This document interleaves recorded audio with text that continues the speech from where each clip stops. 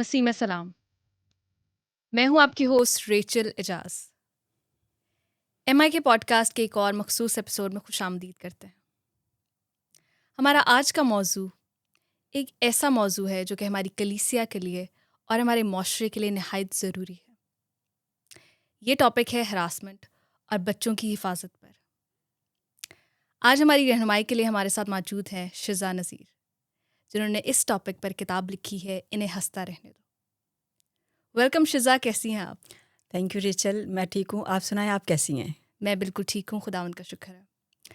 شزا، یہ کتاب انہیں ہنستا رہنے دو، یہ کس کے بارے میں ہے؟ ریچل، یہ کتاب child sexual abuse and child harassment کے بارے میں ہے، اور اس میں اسی کے بارے میں بتایا گیا ہے۔ اور یہ کتاب پیرنٹس کے لیے ہے، اور یہ کتاب پیرنٹس کو گائیڈ کرتی ہے کہ وہ کس طرح اپنے بچوں کو چائلڈ سیکشول ابیوز یا چائلڈ ہراسمنٹ سے محفوظ رکھ سکتے ہیں، تاکہ وہ پورے اعتماد کے ساتھ، بلا خوف اور آزادی کے ساتھ اپنی زندگی گزار سکیں۔ یہ ٹاپک آپ نے کیوں چوز کیا اور اس کے پیچھے آپ کی کیا سوچ تھی؟ ریچل، یہ جو موضوع ہے، یہ اگرچہ یہ ایک پیچیدہ موضوع ہے، اور Yes. اس موضوع پر ہمارے معاشرے میں بات کرنا معیوب سمجھا جاتا ہے، اور جی. اس کو ایک ٹیبو کی طرح دیا جاتا ہے، لیکن اس کے متاثرین آپ کو ہر گلی، ہر محلے میں مل جائیں گے۔ اس لیے یہ جو موضوع ہے وہ بہت خاص ہو جاتا ہے۔ تو بطور ایک رائٹر اور ویژول آرٹسٹ، میرے لیے یہ جو موضوع ہے یہ ایک واقعہ یا ایک مسئلہ نہیں ہے، بلکہ میرے لیے یہ ایک شناخت کا سوال ہے کہ ایک بچہ یا ایک بچی یا ایک عورت یا ایک مرد جو بھی اس تجربے میں سے گزرتا ہے، وہ معاشرے میں کس طرح سے اپنے آپ کو ایڈجسٹ کر پاتا ہے، یا معاشرہ اس کو کس نظر سے دیکھتا ہے۔ تو یہ خیال میرے ذہن میں تھا، اور اسی وجہ سے میں نے اس کے اوپر لکھا۔ یس، ہمیں کتاب میں سے بتائیں کہ جنسی ہراسیت کیا ہے اور جنسی زیادتی کیا ہے اور اس سے کیسے بچا جا سکتا ہے؟ بالکل ریچل، یہ اس کتاب میں صفحہ نمبر تقریباً 9 پر جو ہے وہ اس کی ڈیفینیشن میں نے لکھی ہے، وہ میں آپ کو تھوڑا پڑھ کر سناؤں گی ضرور۔ کہ چائلڈ ابیوز یعنی بچوں کے ساتھ جنسی زیادتی کی اصطلاح عام ہے، لیکن سیکشول ہراسمنٹ یعنی کہ جنسی طور پر ہراساں کیا جانا یا جنسی حراسیت کی اصطلاح عام نہیں ہے۔ یہ دونوں اصطلاحات ایک عمل ہے جو ایک کے بعد دوسرا ہوتا ہے، یعنی جنسی زیادتی کا مکروہ سلسلہ جنسی ہراسیت سے ہی شروع ہوتا ہے، اور اگر بر وقت اس پر قابو نہ پایا جائے تو جنسی زیادتی تک چلا جاتا ہے۔ تو اگر ہم جنسی زیادتی کی بات کرتے ہیں تو اس کے ساتھ ساتھ ہمیں جنسی ہراسیت پر بھی بات کرنی پڑے گی، یس. اور کیونکہ یہ سلسلہ وہیں سے شروع ہوتا ہے۔ اگر ہم اسی کتاب میں جو ساحل ایک پاکستان کا ایک ریسرچ ادارہ ہے، اس کی ریسرچ کے مطابق دیکھیں تو 30% جو کیسز ہیں جنسی زیادتی کے، وہ جنسی ہراسیت سے شروع ہوتے ہیں، اور وہ گھروں کے اندر ہوتے ہیں، یعنی کہ چچا، ماموں یا پھر دادا، اور بہت سارے کیسز میں باپ بھی انوالو ہوتے ہیں۔ تو اس لیے جنسی حراسیت کو جاننا جو ہے نا وہ بہت ضروری ہے، کیونکہ یہ سلسلہ جو ہے نا وہ گھر سے شروع ہوتا ہے، اور وہ بیڈ ٹچ سے، سیکرٹ ٹچ سے سٹارٹ ہوتا ہے، اور پھر آہستہ آہستہ جنسی حراسیت کی طرف جاتا ہے۔ یہ صرف گھر کے افراد کے بارے میں ہی نہیں ہے، بلکہ اس سے بھی اگر آگے چلے جائے تو بہت سارے جو کیسز ہیں وہ جو یعنی کہ فرینڈز اینڈ فیملی ہوتی ہیں، یا پھر ٹیچرز ہوتے ہیں، یا پھر بچوں کو جو جاننے والے ہوتے ہیں، یہ وہاں سے شروع ہوتا ہے، اور یہ راتوں رات نہیں شروع ہوتا۔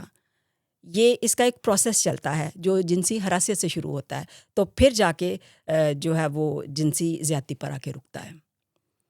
آئی am so shock to hear this.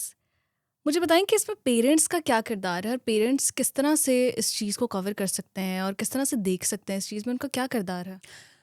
Rachel, اگر اس کتاب کی ہی بات کی جائے یا ویسے بھی اوور آل بات کی جائے تو بچوں کی تعلیم و تربیت میں سب سے بڑا ہاتھ جو ہے ان کے والدین کا ہے۔ ڈیفینیٹلی۔ آپ نے ایک محاورہ بھی سنا ہوگا کہ ماں کی گود سے تعلیم جو ہے نا وہ شروع ہوتی ہے۔ تو سب سے زیادہ بڑی ذمہ داری کہ بچے کس مشکل میں سے گزر رہے ہیں، وہ اس مشکل میں سے گزر رہے ہیں یا کسی اور مشکل میں سے گزر رہے ہیں، اس کو سالو کرنا یہ والدین کی ذمہ داری آتی ہے.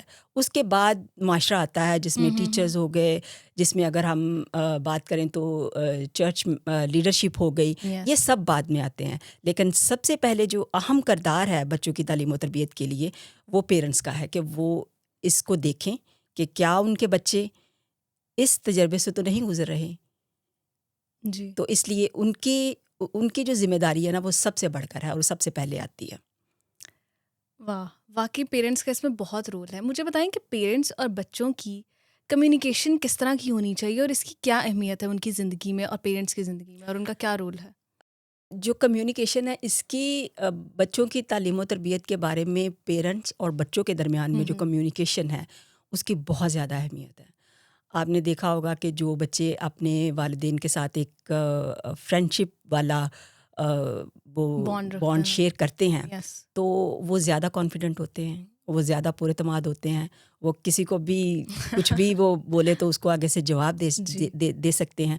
اور یہ سب کچھ کمیونیکیشن پہ بیس کرتا ہے. اسی لیے ہر جو بچوں کا مسئلہ ہے وہ کمیونیکیشن سے حل ہو سکتا ہے, جس کے لیے والدین اور بچوں کے درمیان میں کمیونیکیشن گیپ جو ہوتا ہے اس کو کم ہونا چاہیے.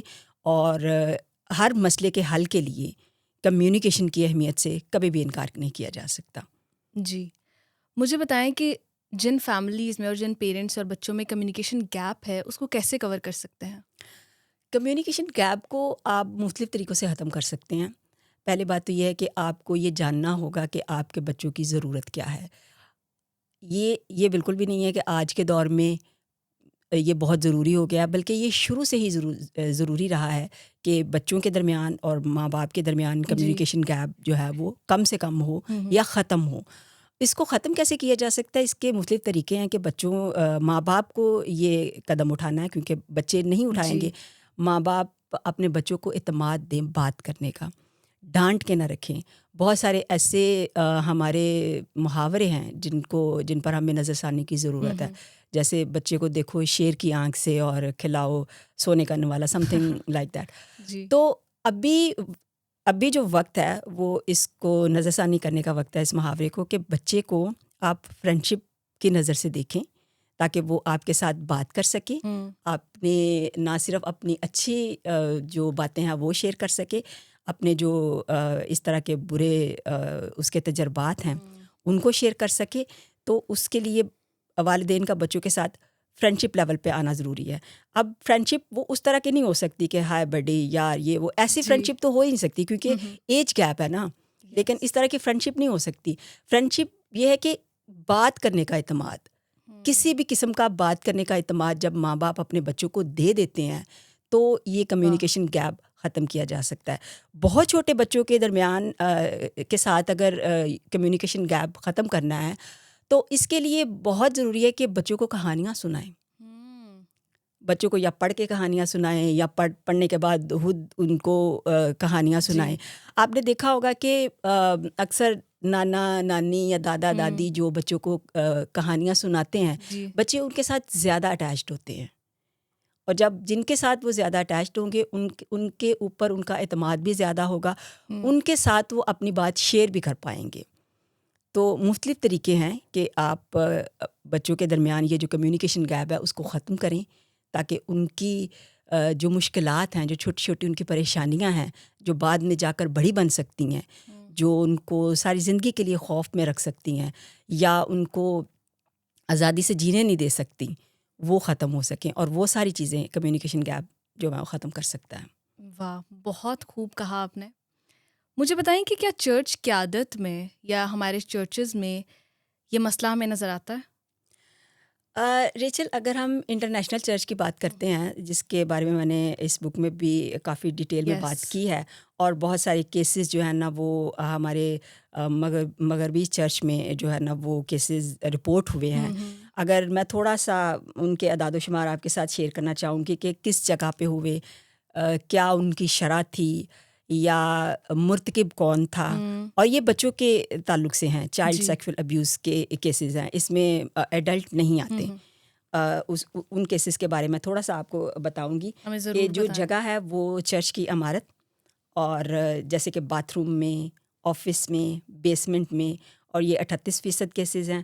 مجرم کے گھر میں 31% کیسز رپورٹ ہوئے. آف سائٹ مجرم کی گاڑی میں 12%. آف سائٹ چرچ سرگرمیاں یعنی کہ مشن ٹرپس اور کیمپس میں 10%. اور زیادتی کا شکار ہونے والے کے گھر میں 6%. اور جو اس سے بھی زیادہ جو فکر مندی کی بات ہے یا مایوس کن بات ہے وہ یہ ہے کہ مرتکب کون ہے. مرتکب ان میں جو پاسٹر ہیں جن کے کیسز رپورٹ ہوئے اس میں 34% کیس تھے جس میں سے پاسٹر مرتکب تھے. پھر یوتھ منسٹر تھے 31%. یوتھ رضاکار تھے 8%. ایسوسیٹ پاسٹر تھے 5%. میوزک منسٹر، رضاکار، سنڈے اسکول ٹیچر اور اس طرح سے اور بھی بہت سارے. ایک اور جو حیران کن، جب میں اس کو ریسرچ کر رہی تھی تو ایک اور حیران کن جو میری بات ان کیسز کے حوالے سے جو رپورٹ ہوئے ہیں مطلب مغرب میں، وہ جو میری آنکھوں سے گزری تو اس میں ٹھیک تھا کہ خواتین بھی اس جرم کی مرتکب ہوئی ہیں، جس میں سے یوتھ رضاکار ہیں 50%، یوتھ منسٹر ہیں 25% اور پاسٹر کی بیویاں ہیں 25%.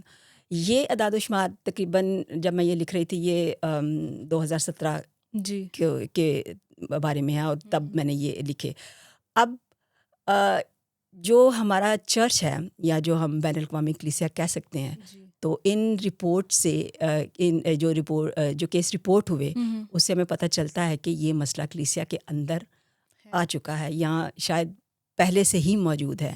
ابھی کیسز ریکارڈ ہو رہے ہیں، منظر عام پہ آ رہے ہیں اور بہت سارے بچوں کو انصاف بھی مل رہا ہے اور ان کی جو خوف ہے وہ شاید ختم ہو رہا ہے، ان کے جو زندگیاں ہیں وہ بہتر ہو رہی ہیں. جی، کیا پاکستان چرچ میں یہ موجود ہے یہ مسئلہ؟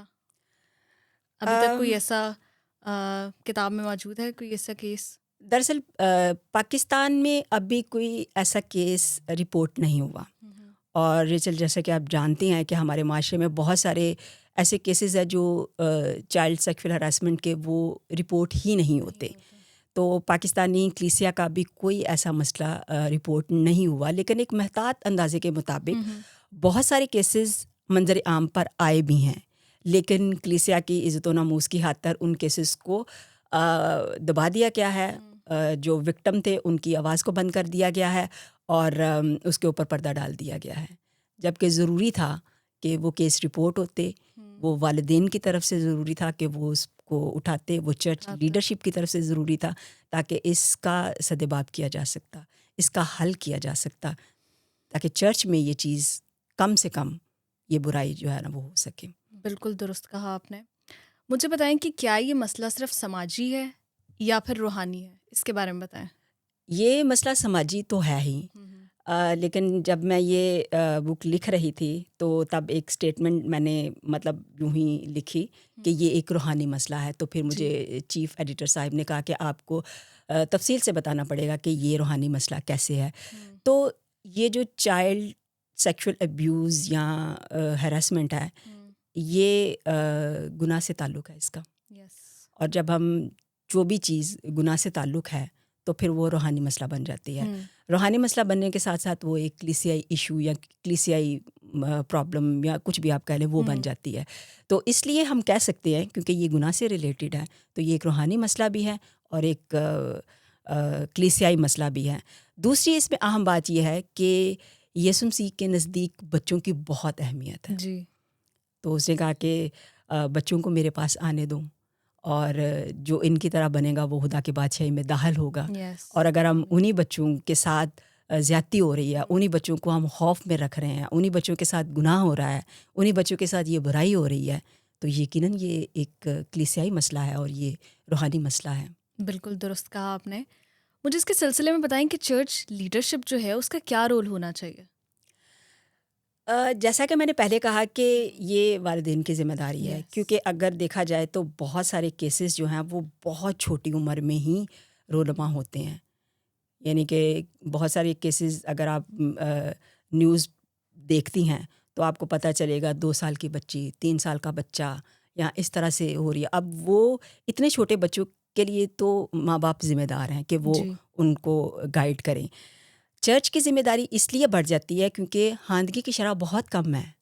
ماں باپ اس کے بارے میں ایجوکیٹ نہیں ہیں. تو جب ماں باپ اس کے بارے میں ایجوکیٹ نہیں ہیں اور جیسا کہ ہم نے دیکھ لیا کہ یہ ایک روحانی مسئلہ ہے، تو اس صورت میں چرچ لیڈرشپ کی ذمہ داری بہت بڑھ جاتی ہے کہ وہ اس پر کام کریں اور وہ اس پر آواز اٹھائیں۔ مجھے بتائیں کہ سنڈے اسکولز میں اور ہمارے چرچ میں جو لیڈرشپ ہے ان میں ایسی کون سی کوالٹیز ہونی چاہیے جو کتاب ہمیں بتاتی ہے، جو رد عمل ہونا چاہیے، جو ایکشن پلان ہونا چاہیے کہ کس طرح سے ہم اس چیز کو حل کر سکتے ہیں اور اپنا ہمارا ایکشن پلان کیا ہونا چاہیے؟ ریچل، اس کتاب میں کافی زیادہ تجاویز دی گئی ہیں چرچ لیڈرشپ کے لیے کہ وہ کس طرح سے اس کو اپنا سکتی ہے یا کیسے کر سکتی ہے۔ تو سب سے پہلے تو ایک اویئرنیس کیمپین جو ہے نا وہ شروع کر سکتی ہے، جس میں خاص طور پر والدین کو ٹارگٹ کیا جائے، ان کو ایجوکیٹ کیا جائے، اور پھر سنڈے اسکول جو لیڈرز ہیں وہ بچوں کو اس کے بارے میں ایجوکیٹ کر سکتے ہیں۔ پھر جو یوتھ منسٹرز ہیں وہ یوتھ کو اس کے بارے میں ایجوکیٹ کر سکتے ہیں۔ تو اس کے سیمینار گاہے بگاہے ہوتے رہنے چاہیے، اور خاص طور پر بچوں کے لیے تو زیادہ جلدی ان کو بتانا چاہیے، کیونکہ وہ بھول سکتے ہیں، تو ان کو بتاتے رہنا چاہیے۔ تو ایک تو وہ یہ کر سکتے ہیں، دوسرا وہ یہ کر سکتے ہیں کہ ایک کچھ ڈیڈیکیٹ لوگوں کو تیار کر سکتے ہیں، لیکن اس میں بہت بڑا خدشہ ہے، اور وہ خدشہ یہ ہے کہ آپ ایک چرچ میں ایک منسٹری انٹروڈیوس اس نام سے کروا دیں، پھر وہ اس کو پیڈ بنا دیں، اور پھر آپ ہائرنگ کریں۔ آپ کر سکتے ہیں ایسا بھی، ایسا نہیں کہ آپ نہیں کر سکتے، لیکن اس ٹاپک پہ بات کرنے کے لیے وہ شخص یا وہ انسان ہو جو اس حساس ٹاپک کو سمجھتا ہو، جی بالکل، جس کے پاس اس کے بارے میں نالج ہو اور وہ بہتر طریقے سے جانتا ہو۔ پھر ایک ایسا کلیسیا میں وہ شخص ہو جو دعا گو ہو، جو روزہ گو ہو، اور پھر سب سے بڑھ کر یہ کہ کلیسیا میں لوگ اس پر اعتماد کرتے ہوں۔ بالکل سچ کہا آپ نے، کیونکہ یہ بہت رازداری والا ایشو ہے۔ ایگزیکٹلی، یہ اگر کوئی بھی ہوگا تو وہ نہیں بتائیں گے۔ اور ایک رپورٹ کے مطابق کہ کچھ لوگ جو ہے زیادہ تر لڑکیاں ہیں، لڑکے بھی ہیں اس میں، ساری عمر نہیں بتاتے، اور اس کے جو اثرات ہیں، ذہنی اثرات، وہ پھر اگر جب تک وہ بتاتے نہیں ہیں نا، وہ کبھی نہ کبھی وہ تلخی ان کے اندر رہتی ہے۔ وہ کبھی خوف میں زندگی گزارتے ہیں، کبھی وہ غصے میں گزارتے ہیں، کبھی وہ کسی کو بلیم دیں گے، کبھی وہ خدا کو بلیم دیں گے۔ تو اس لیے ایسے بندے لوگوں کو ہائر کیا جائے اس کام کے لیے، دعا کے ساتھ، جو اس مسئلے کی حساسیت کو سمجھتے ہوں۔ بالکل صحیح کہا آپ نے کہ چرچ میں ایسے لوگ مقرر کیے جائیں، ایسے جو ٹرسٹ وردی ہوں، جن کے پاس اس چیز کے لیے نالج ہو، اور یہ کتاب اس چیز میں ان کی بہت رہنمائی کرتی ہے، ان کو ہر پہلو سے رونما کرواتی ہے کہ کس طرح سے یہ چیزیں ہو سکتی ہیں اور کیا ایکشن پلان ہونا چاہیے۔ یہ کتاب مجھے لگتا ہے صرف والدین کے لیے نہیں بلکہ چرچ لیڈرشپ کے لیے بھی بہت ضروری ہے۔ بالکل، جیسا کہ پہلے کہا کہ خواندگی کی شرح بہت کم ہے، تو چرچ لیڈرشپ کے لیے یہ بہت ضروری ہے، اور خاص طور پر سنڈے اسکول ٹیچر کے لیے یہ بہت ضروری ہے کہ ان کے وہ بہت اچھے طریقے سے اگر اپنا میسیج ریڈی کرتی ہیں، تو اگر وہ بہت اچھے طریقے سے بچوں کو وہ بتا رہی ہیں، بڑے اچھے طریقے سے وہ بائبل کی کہانی سنا رہی ہیں، لیکن کوئی ایک بچہ بیٹھا ہے جس کو وہ ایمان کے بارے میں سکھا رہی ہیں، جس کو وہ یہ سکھا رہی ہیں کہ خدا باپ آپ کی حفاظت کرتا ہے، آپ کو دیکھتا ہے، اور وہی بچہ کسی نہ کسی طریقے سے اس مسئلے کا شکار ہو رہا ہے یا اس تجربے میں سے گزر رہا ہے، تو اس کے لیے یہ انڈرسٹینڈ کرنا کہ کیا واقعی خدا اس کو بھی دیکھتا ہے، یہ بہت ضروری ہے۔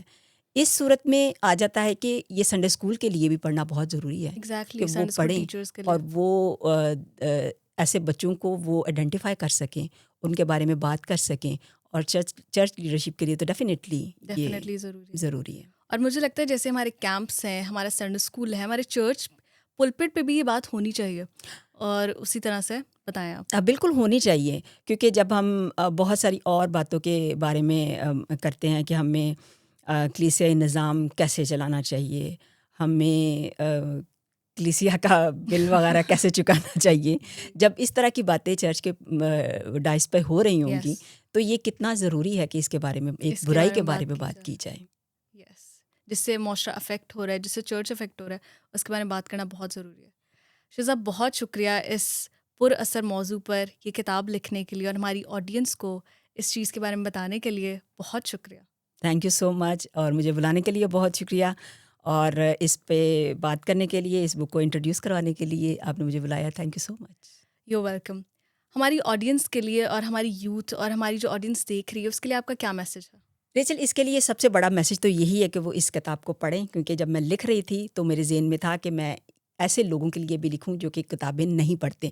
تو یہ اتنے مختصر طور پہ میں نے اس کو لکھا، بہت وقت لگا کے اس کو پڑھیں تاکہ اس مسئلے کی حساسیت کو آپ سمجھ سکیں اور پھر آپ اس کا سدباب کر سکیں. اس ٹاپک پر ہمارے ساتھ جڑے رہنے کے لیے شکریہ. امید کرتی ہوں کہ اس سے آپ نے بہت برکت حاصل کی ہوگی اور اسے دوسروں تک ضرور پہنچائیں گے. اگلی بار کے لیے اپنا بہت خیال رکھیں اور ہمارے ساتھ ایسے ہی جڑے رہیے اور بہت ساری کتابوں پر بات کرنے کے لیے. بہت شکریہ. خدا حافظ.